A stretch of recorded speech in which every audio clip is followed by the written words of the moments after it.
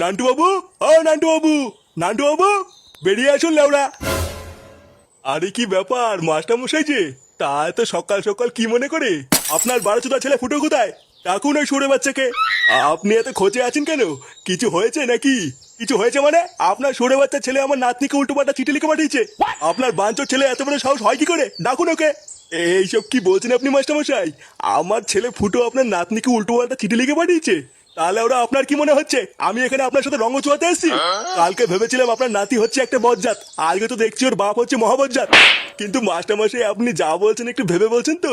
ভেবে বলছি মানে আমি স্পষ্ট বাড়ি থেকে চিঠি পড়ে এসেছি। আপনি কি আপনার ছেলেকে ডাকবেন নাকি ঘরে ঢুকে সেটা ভাঙবো? ইয়ে মানে আমার ছেলে তো এখন ঘরে নেই, ক্লাবে গেছে। চলুন আমি আপনাকে নিয়ে যাচ্ছি। হ্যাঁ হ্যাঁ চলুন চলুন।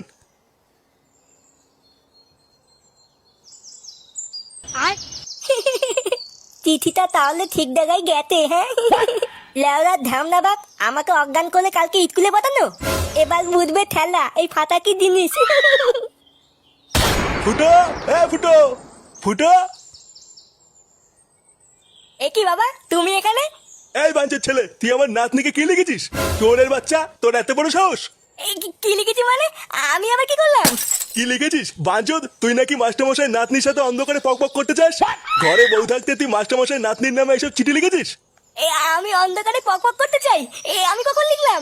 চোদনা হরি, কখন লিখলি মানে? আজ সকালে লিখেছিস? এই মেরেছে, আমি এইসব লিখিনি, এইসব মিথ্যে কথা। মিথ্যে কথা চুদির ভাই। ছেলে